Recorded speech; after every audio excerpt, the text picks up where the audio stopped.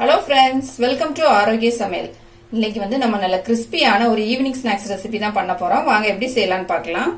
Mixing Pavul ஒன்று எடுத்துக்கலாம். இதுல வந்து 1 கப் அளவுக்கு கோதுமை மாவு எடுத்திருக்கேன். இதை வந்து நம்ம இதுல போட்டுக்கலாம். இது கூடவே 1 கப் அளவுக்கு அரிசி மாவு எடுத்திருக்கேன். இதையும் நம்ம இது கூட போட்டுக்கலாம். கோதுமை மாவும் அரிசி மாவும் ஒரே அளவு எடுத்துக்கோங்க. அப்பதான் வந்து அளவு கரெக்டா இருக்கும். ஒரு 4 ஸ்பூன் அளவுக்கு ரவை எடுத்திருக்கேன். இதையும் நம்ம இதுல போட்டுக்கலாம். ஒரு 4 ஸ்பூன் அளவுக்கு நல்ல கெட்டியான தயிர் எடுத்திருக்கேன். இதையும் நம்ம இது கூட சேர்த்துக்கலாம். தயிர் சேர்த்துட்டு 1 கப் அளவுக்கு தண்ணி எடுத்திருக்கேன். இதையும் நம்ம இது கூட ஊத்திடலாம். ஊத்திட்டு இதை நல்லா மிக்ஸ் பண்ணிக்கலாம். நமக்கு தண்ணி எக்ஸ்ட்ரா தேவைப்பட்டா ரெண்டாவது வந்து நம்ம சேர்த்துக்கலாம். ஃபர்ஸ்ட் இது எல்லாத்தையும் நல்லா மிக்ஸ் பண்ணிக்கலாம் ஒரு வாட்டி. இப்போ எல்லாத்தையும் வந்து நல்லா மிக்ஸ் பண்ணியாச்சு.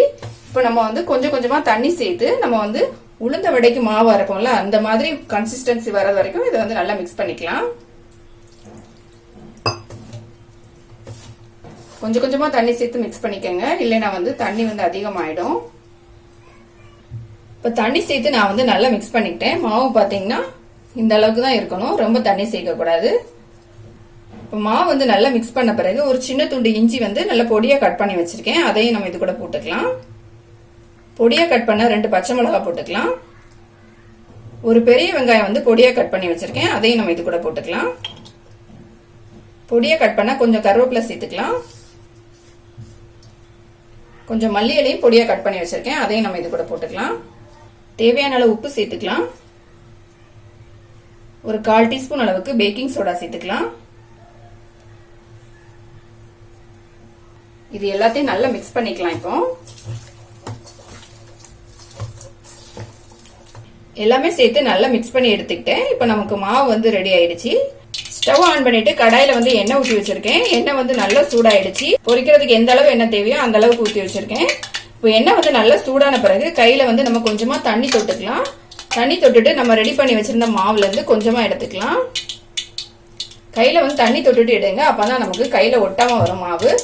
மாவு எடுத்துட்டு இந்த மாதிரி சென்டர்ல ஒரு ஹோல் போட்டுட்டு நம்ம வந்து உளுந்த வடையெல்லாம் போடுவோம்ல, அதே மாதிரியே ரெடி பண்ணி போட்டுக்கலாம். இதுல ஒவ்வொரு வாட்டி போடும்போது கையில தண்ணி தொட்டுட்டு எடுங்க, அப்பதான் வந்து நமக்கு மாவு ஒட்டாம வரும் கையில.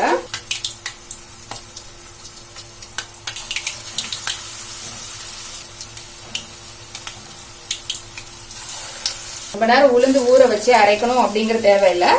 உளுந்த வடை சாப்பிடணும் அப்படி தோணும் போது இந்த மாதிரி ட்ரை பண்ணி பாருங்க, ரொம்ப டேஸ்டா இருக்கும். அதே மாதிரி நம்ம அரிசி மாவுலாம் சேர்த்துருக்கிறதுனால ரொம்ப கிறிஸ்பியாவும் இருக்கும். ஒரு சைடு வந்து நல்லா வெந்து வரட்டும். இன்னொரு பக்கம் வந்து நம்ம திருப்பி போட்டுக்கலாம். இது வந்து நல்ல பிரவுன் கலரா வரணும், அது வரைக்கும் நம்ம ஆயில்ல போட்டு ஃப்ரை பண்ணி எடுத்துக்கலாம்.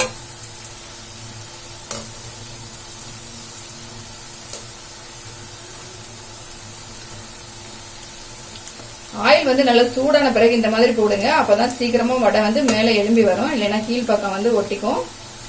அதே மாதிரி நம்ம பேக்கிங் சோடா சேர்க்கறதுனால நல்லா வந்து சாஃப்டாவும் இருக்கும். நம்மளோட வடை வந்து ரெடி ஆயிடுச்சு. எல்லா பக்கம் பாத்தீங்கன்னா நல்லா வந்து செவந்து வந்துடுச்சு. நம்ம எடுத்துடலாம் இப்போ ஆயில இருந்து.